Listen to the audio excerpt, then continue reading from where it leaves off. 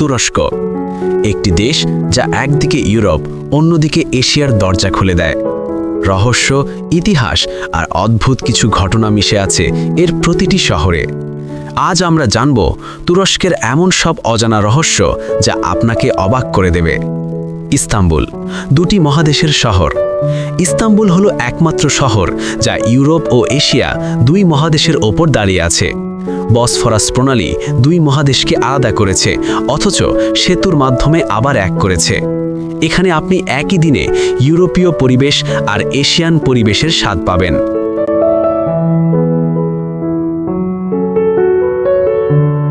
হায়া সোফিয়া মসজিদ। প্রথমে এটি ছিল বাইজান্টাইন সম্রাট জাস্টিনিয়ান তৈরি করা একটি চার্চ 537 খ্রিস্টাব্দে। পরে অটোমানরা একে মসজিদে রূপান্তর করে। আবার আধুনিককালে এটি মিউজিয়াম হয়, তারপর আবার মসজিদে রূপ নেয়। এই ভবনের দেয়ালে এখনও খ্রিস্টান আইকন ও ইসলামিক ক্যালিগ্রাফি একসাথে বিদ্যমান, যা বিশ্বের আর কোথাও নেই।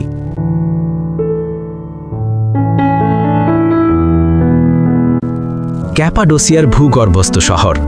ক্যাপাডোসিয়ায় আছে ডেরিনকুইউ নামের এক বিশাল ভূগর্ভস্থ শহর। ধারণা করা হয় 20,000 মানুষ একসাথে এখানে থাকতে পারত। শহরের ভিতরে ঘর, গির্জা, গোপন সুড়ঙ্গ, এমনকি বাতাস চলাচলের ব্যবস্থা ছিল। বিজ্ঞানীরা এখনও নিশ্চিত নন এত বড় শহর কে বানিয়েছিল আর কেন মাটির নিচে বানিয়েছিল।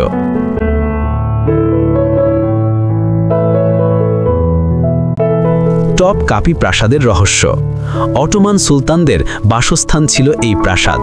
এখানে সুলতানদের হারেম বা নারীদের জন্য গোপন অন্দরমহল ছিল। ধারণা করা হয় এখানে ষড়যন্ত্র, গুপ্ত হত্যা ও ক্ষমতার লড়াই চলত সবসময়। বর্তমানে এটি জাদুঘর, যেখানে নবী মুহাম্মদ সাল্লাল্লাহু আলাইহি ওয়াসাল্লামের পবিত্র জিনিসপত্র সংরক্ষিত আছে।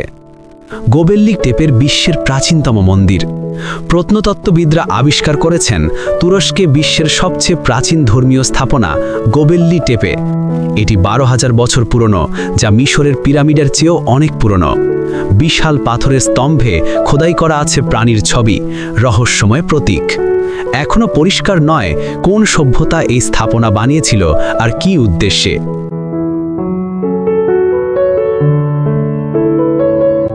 রহস্যময় দিল মসজিদ। ইস্তাম্বুলের বিখ্যাত সুলতান আহমেদ মসজিদ বা নীল মসজিদ তার অসংখ্য নীল টালি দিয়ে সাজানো। এখানে 6টি মিনার আছে, যা বিশ্বের অন্য কোথাও সাধারণত দেখা যায় না। এক কাহিনীতে বলা হয় সুলতান সোনার মিনার বা আলতিন মিনার চেয়েছিলেন, কিন্তু ভুল বোঝাবুঝিতে 6টি মিনার বা আলতি মিনারে তৈরি হয়ে যায়। বসফরাসের নিচের রহস্য। আজকের দিনে বসফরাস প্রণালীতে আছে আধুনিক টানেল, কিন্তু প্রত্নতত্ত্ববিদরা বলছেন 1000 বছর আগেও এখানে কোনো প্রাচীন সভ্যতার নৌপথ ছিল। পানির নিচে লুকানো শহরের প্রমাণ নিয়ে অনেক গবেষণা চলছে। তুর্কি লোককাহিনী ও রহস্য। দেব নামের দৈত্য ও পরীর গল্প লোককথায় প্রচলিত আছে।